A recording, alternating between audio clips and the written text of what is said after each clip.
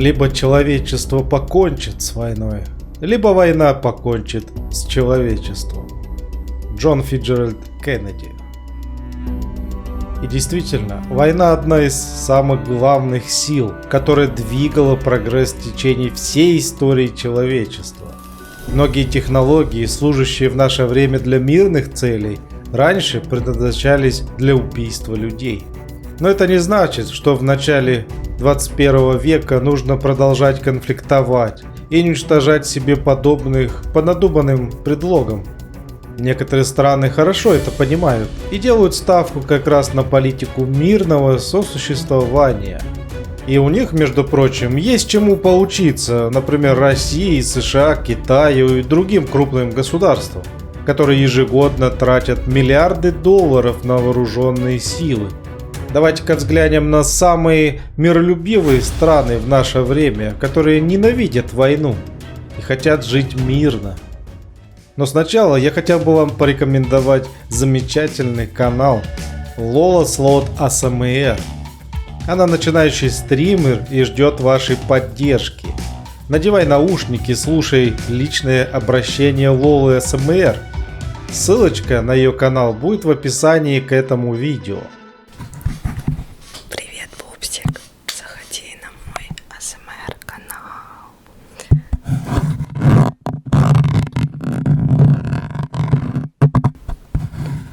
Я буду ждать тебя.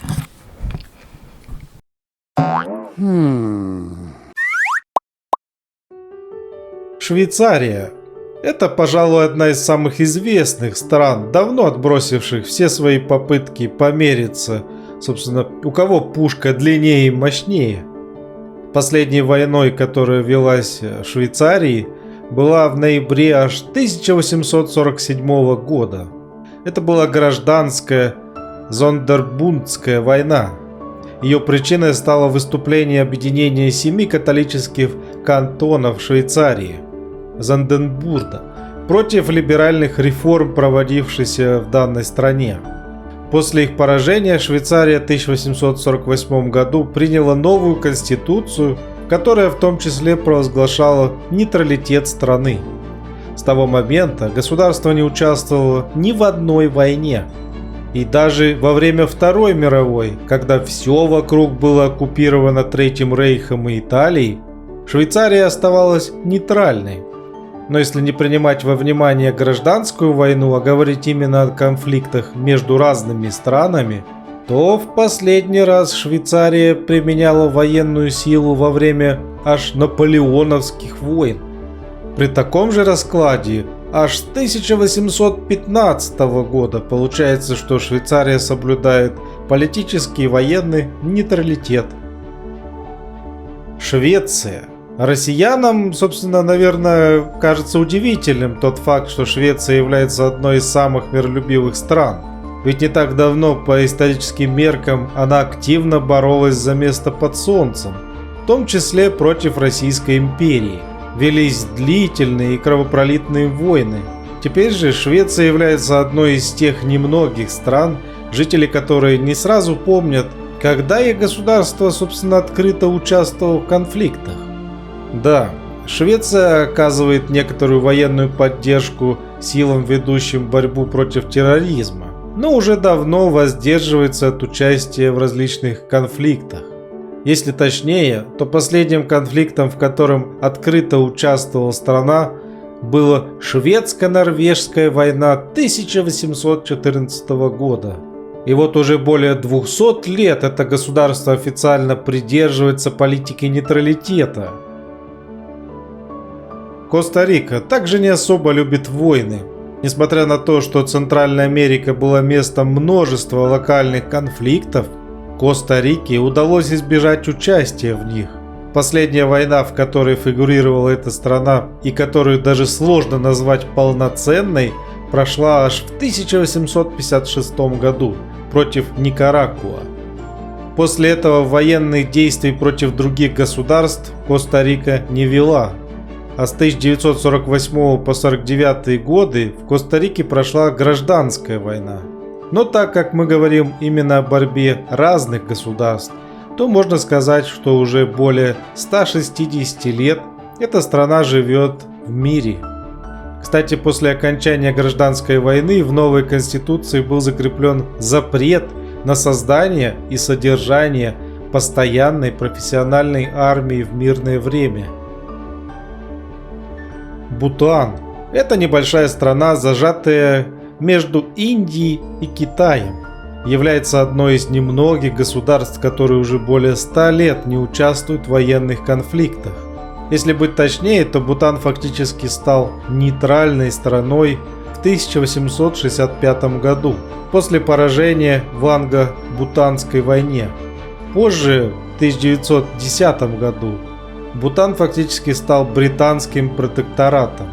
После обретения уже независимости в 1949 году страна продолжила придерживаться политики военного нейтралитета. В настоящее время участвует только в ограниченных внутренних операциях против индийских сепаратистов. Лихтенштейн. Княжество Лихтенштейн было основано еще в 1718 году, а свою независимость от Германского Союза обрело в 1866 году. В 1868 году из экономических соображений Лихтенштейн упразднил свою армию. Со дня обретения независимости и по сегодняшний день Лихтенштейн не участвовал ни в одной войне, в том числе и во Второй мировой, когда его граждане буквально могли наблюдать за тем, как за пределами границ Лихтенштейна ведутся кровопролитные боевые действия. А в Лихтенштейне тем временем была тишь да гладь да благодать. И еще одно карликовое государство Андорра, точнее княжество Андорра. Эта карликовая страна давно уже придерживается нейтралитета. Да, Андорра, конечно, объявляла войну Германской империи во время Первой мировой, но она в результате не принимала непосредственного участия в боевых действиях, что по сути можно не считать войной как таковой.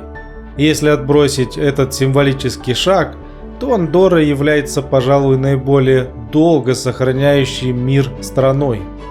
Фактически, Андорра не воевала ни разу со дня своего основания, еще в далеком 988 году, представляете? То есть вот уже более 1000 лет жители этой страны живут в мире и согласии. И тут, конечно же, многие из вас зададут мне вопрос, а как же, так сказать, крупные государства, Россия, Китай, им же надо сохранять, так сказать, свои территории, защищать свои ресурсы. Для крупных государств, конечно, сохранять нейтралитет и миролюбивость и, так сказать, упразднять свою армию – это не вариант. А вот что касаемо других стран, менее, так сказать, крупных, возьмем ту же Японию. Почему же тогда японцы, не имея особо, так сказать, ресурсов, во Второй мировой войне навели такой шорох, то я лучше промолчу. Что вы думаете по этому поводу?